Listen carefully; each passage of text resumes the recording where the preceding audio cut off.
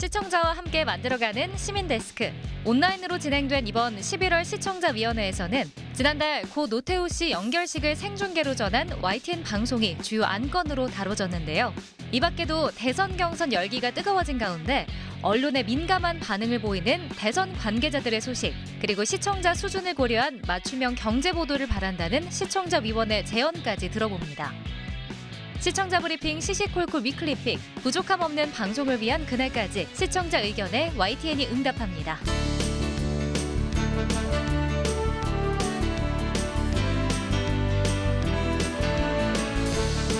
한 주 동안 안녕하셨습니까? 시민데스크 강진원입니다.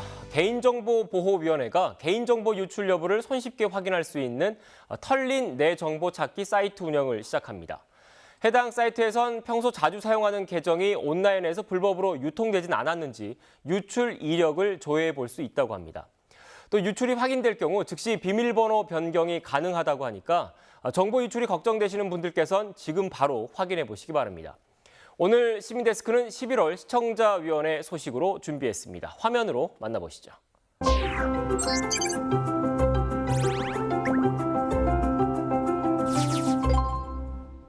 자, 지금부터 2021년 11월 YTN 시청자위원회를 시작하겠습니다. 노태우 씨 장례식 생중계에 대해서 말씀드리면은 충분히 생중계할 수 있다고 생각합니다. 공이 크든 과가 크든 그 정도로 역사적인 중요성이 있는 인물이라면 언론으로서는 어떤 방식으로든 시청자에게 그 중대성을 전달할 필요가 있다. 근데 문제는 이제 전직 대통령이 돌아가시거나 이런 경우에 생중계를 하든 안 하든 보도가 굉장히 관성화되어 있습니다. 그래서 거의 내용이 똑같습니다. 일단 첫 번째는 이력을 읊어주고요. 공과 과를 이제 읊어주고요. 그리고 패널 한 두세 분을 초빙을 해서 이제 그분들의 의견을 토대로 해서 일종의 이제 평가를 남기는 형식으로 보도가 정리가 됩니다.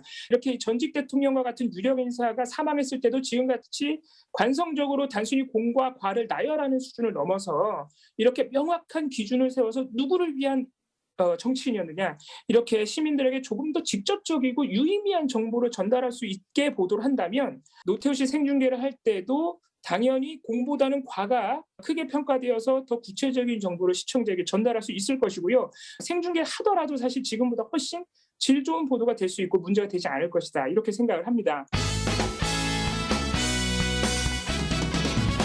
10월 30일 YTN은 노태우 씨 국가장을 생중계했습니다. 노태우 씨는 국내 군대를 동원하여 내란을 일으켜 국민 주권을 찬탈하여 헌정 질서를 파괴하고 고문과 학살을 주저하지 않고 감행한 인권 침해 가해자입니다. 그런데 그에 대한 예우를 담은 국가장 생중계를 보는 저로서는 충격이었습니다. 인권보도 준칙 전문을 살펴보면 언론은 인권의 증진이 기본적 사명임을 깊이 인식하여 국민의 인권의식 향상과 인권 존중 문화 확산에 기여한다고 명시하고 있습니다. 노태우 국가장 생중계는 말씀드린 인권보도 준칙에 따라 국민 인권의 증진에 후퇴되는 사안에 해당된다고 저는 판단하고 있습니다. 노태우는 국민의 군대를 사적으로 동원하여 내란 범죄를 일으켜 수많은 사람을 불법 체포하고 고문과 학살을 저지른 반인륜 범죄자입니다. 그리고 언론의 자유를 침해한 반인권적인 인물이기도 하고요. 그렇다면 이와 관련돼서 비판하는 여러 보도들을 저는 했어야 된다고 생각합니다.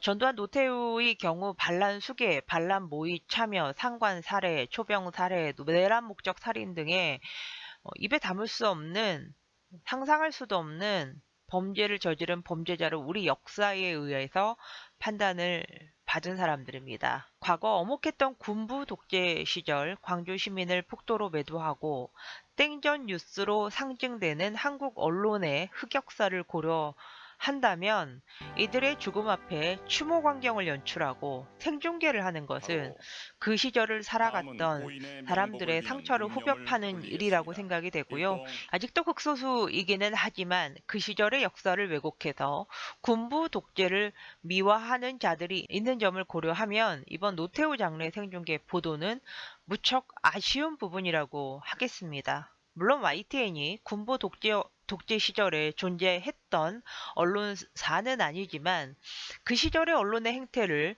돌이켜 반성하고 현재의 현실을 다시 생각해보는 기획을 하였더라면 어땠을까 하는 생각이 많이 들었습니다.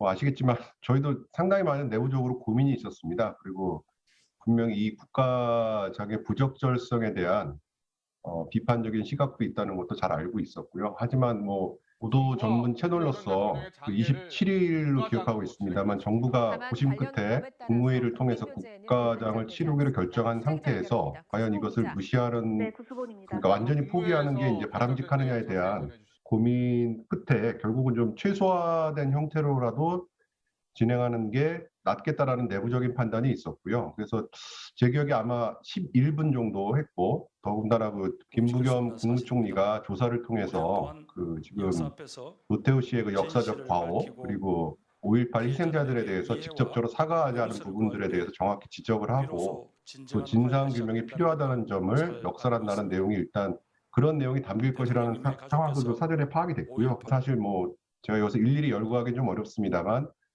그 장례 진행 과정에서 뭐 국가장을 반대하는 다양한 시민단체들의 목소리, 그리고 또 박남선 씨의 그 출연 같은 걸 통해서 노태우 씨의 그 과오에 대한 부분들이 좀 정확하게 전달될 수 있도록 나름대로, 물론 이제 시청자위원들께서 보시기에 좀 부족한 부분이 있을 수 있습니다만 나름대로 좀 노력을 했다는 점을 좀 말씀드리고 싶고요. 그 부분에 대해서 좀 이해를 구하고 싶습니다. 이번 노태우 씨 국가장 생중계는 매우 부적절했다라고 생각을 합니다. YTN에서 다시는 이런 생중계가 이루어져서는 안 된다라고 생각을 하고요. 두 번째로는 10월 27일 자막으로 나간 광주 사태 자막 부분입니다. 성일종 국민의힘 의원이 그 사회자하고 주고받는 내용 또는 성일종 의원이 발언하는 내용 중에 광주 사태라는 용어가 아예 없어요. 없는데 자막이 한 번도 아니고 반복해서 나갔다라는 거고요. 이 부분에 대한 거가 저는 좀 검토가 돼야 될 것 같고요. 또 하나는 그 후에 이제 제가 그러한 영상이 나갔고 그게 유튜브 등에서 계속 유포되고 있다라고 하니까 그 영상을 삭제했다 이렇게 알려주셨어요.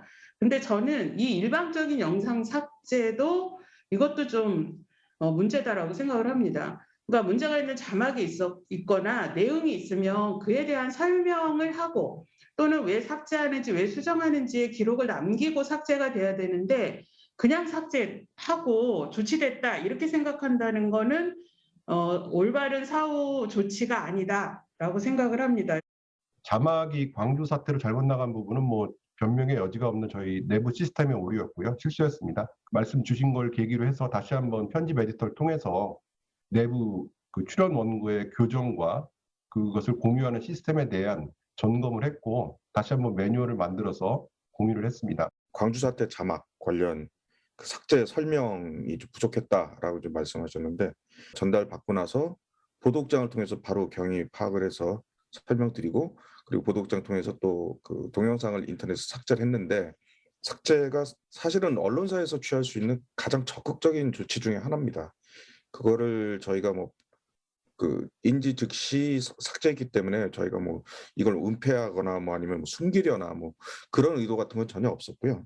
다만 이제 그 경위를 좀 더 뭐 방송을 통해서 설명했으면 좋았을 거다라는 그런 식으로 좀 제가 이해를 했는데 뭐 제가 직접 진행하고 있는 그 프로그램도 있고 설명은 드리고 있습니다만 모든 아이템에 대해서 다 설명을 하지는 않고 있거든요. 앞으로는 그런 것들 빼놓지 않고 더 챙겨서 삭제 이후에 더 적극적인 그런 설명 그런 것들을 좀 하도록 하겠습니다. 저는 그 11월 16일에 뉴이저에서 방송되었던 김건희 씨 이사 갔어요라는 그 보도와 관련돼서 말씀을 드리겠습니다. 김건희 씨 보도와 관련돼서 저는 충분히 이제 국민의힘에서 항의 방문한 부분들에 대해서 YTN 기자들이 주장하는 부분들에 대해서는 공감을 하는 부분이지만 좀 한 가지 아쉬운 부분들이 있었습니다. 사실 이제 이 김건희 씨 인터뷰를 하러 갔지만 실질적으로 인터뷰를 하지 못했고 윤석열 후보가 왕자를 쓰는 부분들에 대해서 대해서 이 왕자를 직접 지지자들이 써줬냐라는 그런 질문들이 중간들에 들어가 있더라고요. 그래서 보면서 사실은 그 주제 자체에 대해서 좀 벗어난 부분들이 있지 않았나라는 생각들이 들었고요. 앞으로는 좀 YTN에서도 아마 이 대선 국면에서 굉장히 정치적인 이슈들도 있었고 또 이제 후보자들에 대한 각종 검증이 있을 부분인데 이런 취지에서 혹시나 이제 발생할 수 있는 그런 오해라든지 이런 부분들에 대해서 좀 더 시청자들의 입장에서 왜 우리는 이런 보도를 했었고 이런 보도가 필요했었는지에 대한 취지에 대해서 좀 더 충분한 설명이 필요하지 않을까라는 생각이 들었습니다. 네, 지난번 있었던 국민의힘 의원 방송사 방문 건에 대한 것은 국민의힘 박성주 의원께서 2019년 10월에 KBS, MBC, YTN 등 방송사 시청위원으로 좌파 운동권 인사로 대거 포진돼 있다. 프로그램 편성과 내용 등에 상당한 영향을 끼치고 있다는 질의서를 배포한 적 있지 않습니까?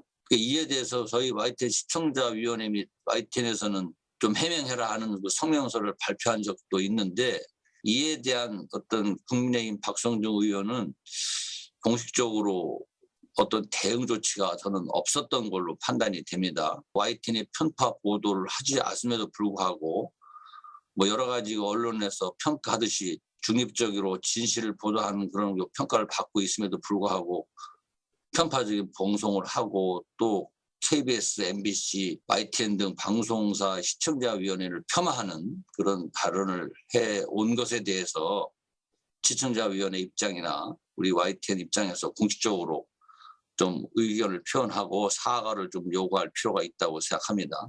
저 김건희 씨 취재와 관련된 국민의힘의 이제 항의 방문과 관련해서는요, 제가 좀 자세히 봤습니다. 저도 기본적으로 국민의힘의 입장이 굉장히 과하다고 생각을 하고요. 이게 뭐 파파라치다. 직원 제지에도, 그러니까 김건희 씨 사무실과 자택 직원 제지에도 뭐 아랑곳하지 않았다 기자가. 이런 식으로 항의를 했는데 사실 이거는 YTN 당시 보도를 보면 조금 사실과 다른 부분들이 있습니다. YTN 11월 16일 그 문제가 된 보도 자체가요, 그렇게 단순한 통상적인 보도가 아니었고요. 기자가 굉장히 자세하게 설명을 하고 취재의 경위와 목적과 그 이유까지 다 설명을 하고 의혹 내용들도 하나하나 설명을 합니다. 그래서 방문할 수밖에 없었던 이유를 분명히 보도에서 밝혔기 때문에 이게 뭐 아무 이유 없이 사생활을 파고들고자 하는 파파라치와 같은 행태라 보기는 어렵고요. 마지막으로 국민의힘이 이제 뉴스가 있는 전후의 앵커 리포트 자체를 비판하기도 했습니다. 이게 너무 이제 윤석열 후보만 비판하고 이 대장동 의혹 같은 거 다루지 않는다, 뭐 이런 내용도 성명에 있더라고요. 그래서 제가 최근 한 달, 10월 한 달간의 뉴스가 있는 저녁 앵커 리포트를 한번 살펴봤습니다. 총 18건의 앵커 리포트가 있었고요. 딱 한 건이 윤석열 후보 비판이었는데 그 한 건 가지고 이재명은 비판 안 했고 뭐 윤석열만 비판했다라고 보기 좀 어렵고요. 대장동 의혹을 안 했다 그러는데 대장동 의혹도 2건이 있습니다. 그리고 나머지 보도들을 보면 8건이 저널리즘 비평입니다. 또 나머지 8건은 이제 인권 문제, 뭐 홍정훈 군 사망이나 이런 우리 사회 전반의 정치적인 색깔을 떠난 인권 문제였기 때문에 국민의힘의 성명에는 조금 과한 측면이 있다.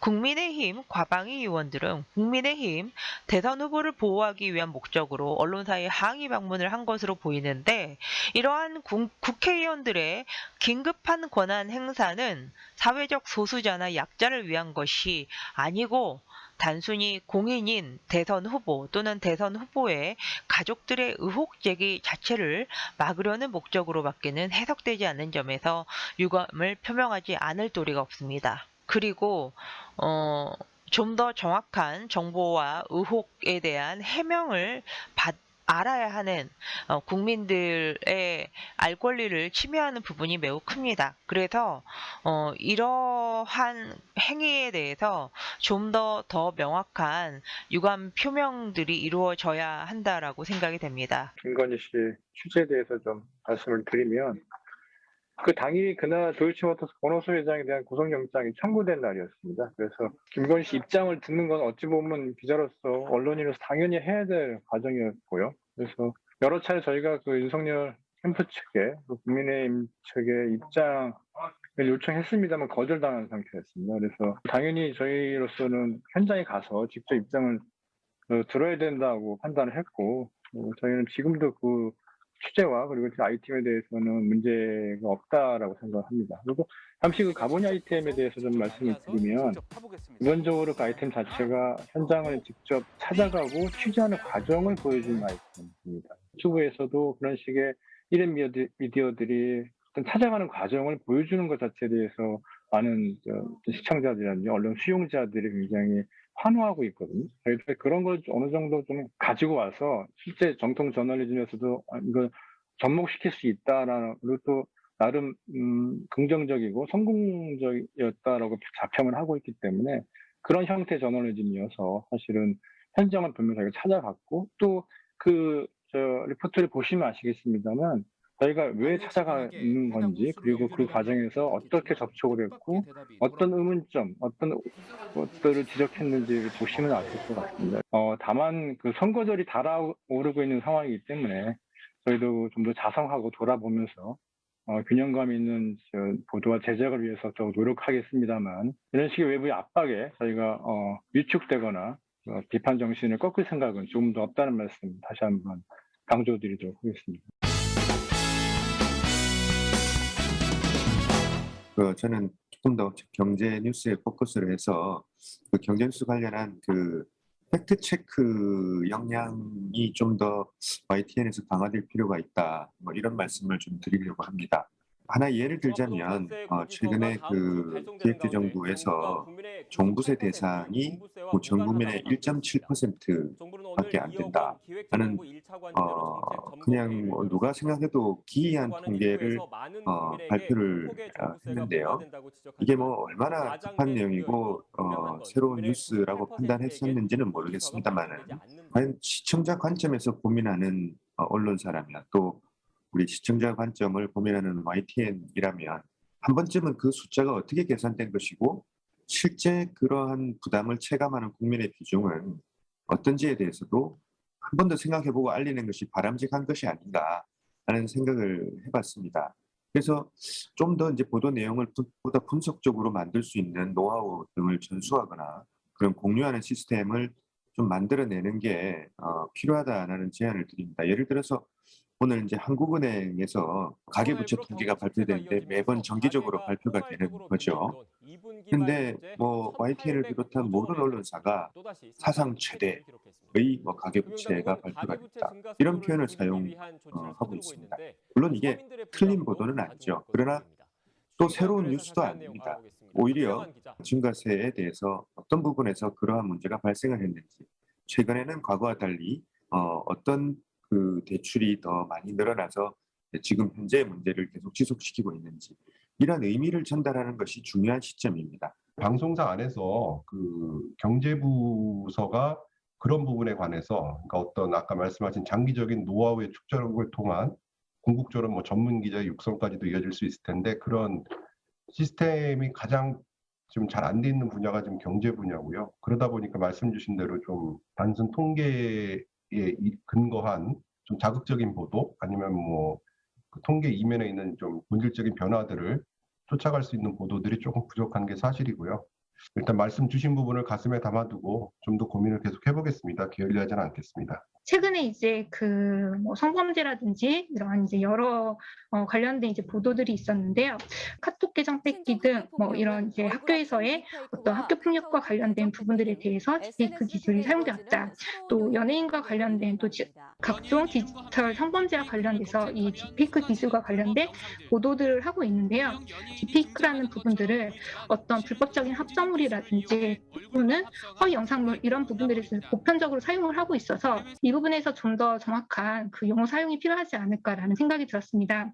관련돼서 오늘 이제 보도를 찾아봤더니 법무부에서 딥페이크가 AI 기반의 이미지 합성 기술을 의미하나 허위 영상물 제작, 유포 등 범행을 통칭하는 것으로 잘못 사용되고 있어서 이런 용어들은 불법 촬영물로, 합성물로 이제 그 올바른 표현이다라는 가이드라인을 제시한 부분들이 있습니다. 그래서 보도 내에서도 용어 사용에 주의를 부탁드리겠습니다. 누차 반복되는 문제긴 한데, 뭐 더 고민해서 조금 더 가이드라인에 부합하는 방향으로 저희가 그 점진적으로 개선해 나가도록 노력을 하겠습니다. 다만 뭐 충분히 여러분도 잘 아시겠지만 이게 그 대중화된 용어들이 올라와서 그게 이제 기사에 본격적으로 반영이 되는 시스템이다 보니까 초기에 저희가 임의로 바꾸고 또 그거를 좀 확산시키는 데 있어서 좀 한계가 있다는 점도 좀 양해해 주셨으면 좋겠고요. 프로그램을 진행하는 그 앵커들의 역할인데요. 특히 그 나이트 포커스에서 그 앵커들의 역량이 돋보이는 그런 프로그램이라고 할 수 있겠습니다. 패널들을 모시고 이제 진행을 할 때 앵커의 아마 역할에 대한 가이드라인이 분명히 있을 거예요.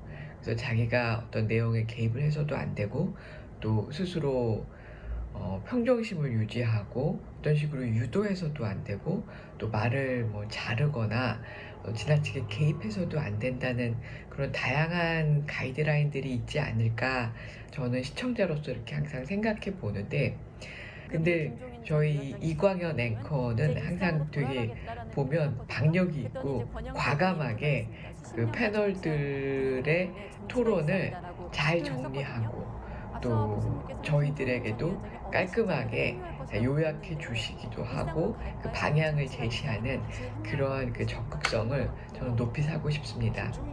다만 아쉬운 부분은 그 이제 실시간으로 진행되다 보니까 패널들의 이야기가 요약돼서 밑에 자막으로 나오는데 이때 그 자막의 내용이 특별히 중요하지도 않을 때도 있고 또 그게 패널의 이야기를 꼭 잘 정리한 거다라고 할 수 없는 그런 경우들도 종종 있어요. 그래서 자막을 작성하실 때 그 패널들의 말을 어떻게 하면 좀 더 깔끔하게 정리해서 시청자들에게 전달할 수 있을까 그런 부분들도 좀 잘 살펴봐 주시기를 부탁드리겠습니다. 지난 11월 6일 날 보도에서는 여야 대선 대진표 완성 보도라서는 보도에서 여야 간 후보 지지 여론조사 결과가 초접전이라는 언급을 하다가 4일 뒤에 11월 10일 날 YTN 실시간 뉴스에서는 YTN 여론조사 결과가 약 10포인트 정도의 여야 간 차이가 난다고 보도했습니다. 불과 4일 만에 이렇게 큰 차이가 났다는 건데 별로 믿기지 않는 내용입니다. 그런데 이미 지난달 10월 8일 누이처에서 여론조사 결과가 들쑥날쑥하다는 그러한 앵커 브리핑이 있었고 앵커는 여론조사 결과를 잘 봐야 된다라는 식으로 시청자들에게 알려주는 그런 리포팅을 하게 됩니다.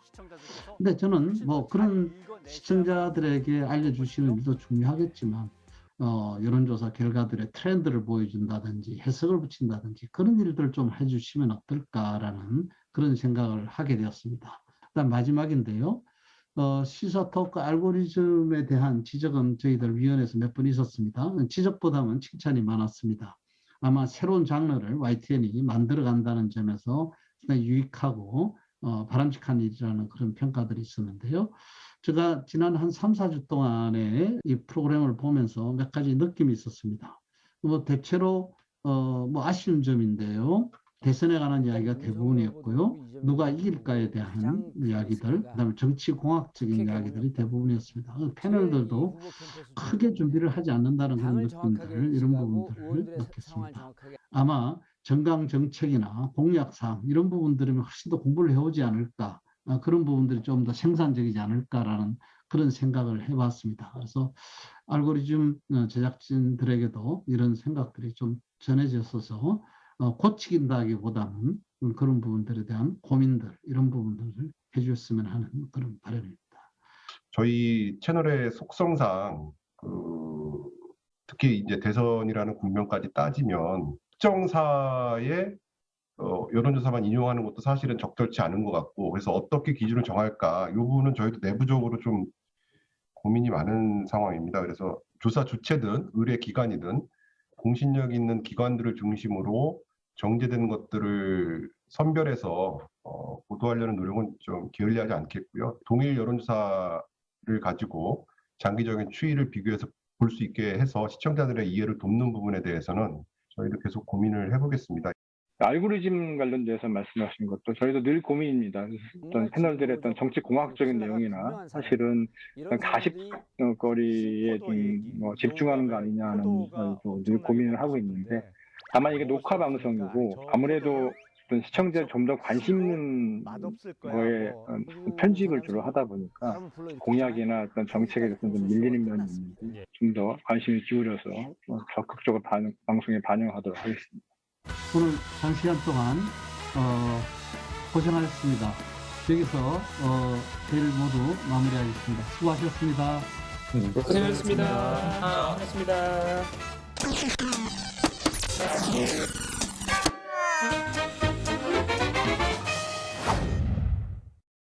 가장 빠른 옴부즈맨 프로그램, 그 기록을 모아보는 시간입니다. 시청자 브리핑 시시콜콜 위클리픽. 이번 주 시청자 의견 함께 보시죠. 11월 18일 모니터 보고서 보겠습니다. 뉴스가 있는 저녁에 방송된 앵커 브리핑에 대한 의견입니다. 대출을 완화해서 집을 좀 살 수 있게 길을 열어달라. 아니면 수요와 공급 정책 중에서 수요 대출을 갖다 규제하는 거 어느 쪽이 낫냐에서는 역시 대출 완화해서 집을 좀 사게 해달라, 길을 열어달라 하는 쪽이 많았습니다.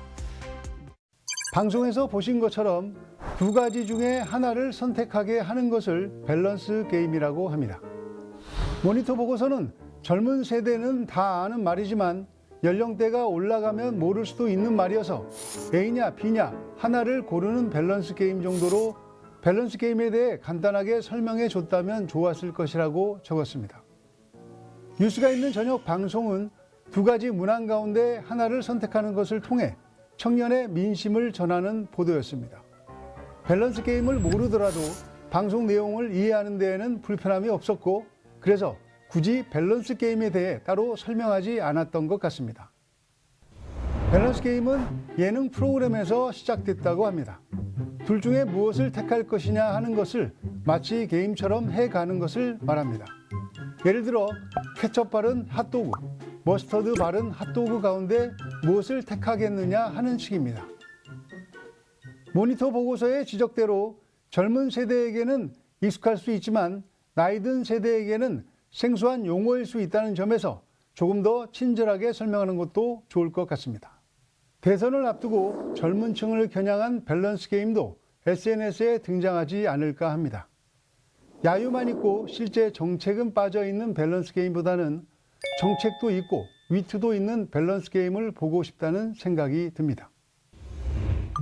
의정부 한 대학병원 젊은 간호사가 병원 내 괴롭힘, 이른바 태움에 시달리다 극단적 선택을 했다는 의혹이 일자 시청자 게시판이 들끓고 있습니다.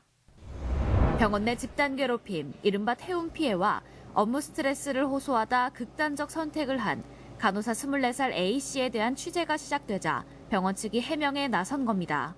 그러면서 만에 하나 태움이 있었다고 가정하더라도 사직하고 직장을 옮기면 간단히 해결될 수 있지 않았겠냐고 반문합니다. 병원 옮기면 괴롭힘을 당하고 인격적으로 모멸감을 느꼈던 것이 없어지나요? 간호사의 이직률이 높은 이유는 갈 데가 많아서가 아니라 그렇게 생각하는 병원들이 우리 간호사를 소모품으로 생각하면서 존중받지 못하는 근무 환경 때문입니다. 라며 비판이 이어졌습니다.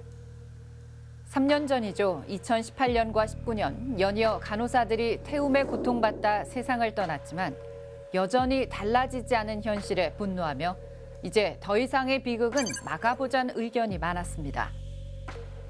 잘못된 관행이 있으면 조직은 그 관행을 바로잡아야 하는데 관두면 된다. 최고 경영자를 엄벌에 처해 시범 케이스로 만들어야 합니다. 간호사 한 명당 적정 환자 수를 법제화하는 것이 필요합니다.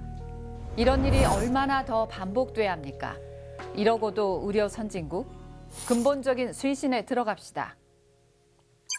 이런 가운데 코로나19 장기화로 간호 인력의 열악한 근무 여건, 또 인력 부족 문제가 수면 위로 떠오르면서 최근 간호법 관련 논의가 급물살을 타고 있습니다. 간호법 제정안 국회 심의를 두고 의료단체 간 입장 차이로 갈등도 있는 게 사실인데요. 지난 여름 방호복을 입고 코로나 환자를 돌보느라 땀 범벅된 한 간호사가 인터뷰 중 코로나 영웅이란 칭호가 솔직히 너무 버겁다고 호소한 적이 있습니다. 초고령화 시대, 우리 사회 소중한 의료 자원인 간호 인력이 오롯이 국민의 건강과 안전을 위해 일하는 데만 전력을 다할 수 있도록 든든한 제도적 장치가 마련되길 기대해 봅니다. YTN에서 북한산 캠만 보도하셨는데요. 캠만이 잘못한 것만 보도하시면 되지 왜 고양이들이 외도 중이고 교량 중이고 그런 걸 쓰시는지 모르겠어요. 진짜 동네에 가보면은 비참해요. 애들 못 먹어서 말라비틀어진 애들도 많고 다리 결단되고 어디 들고 뭐 그런 것도 엄청 많잖아요. 왜 고양이들 더 싫어하게 만드십니까? 진짜 이런 거는 보도 안 해주셨으면 좋겠어요. 시민데스크는 시청자 여러분의 고민과 질문으로 채워집니다. YTN 방송에 대한 다양한 의견들 홈페이지와 전화를 통해 남겨주시고요. 저는 다음 주 더 유익한 내용으로 돌아오겠습니다. 시청해주신 여러분 고맙습니다.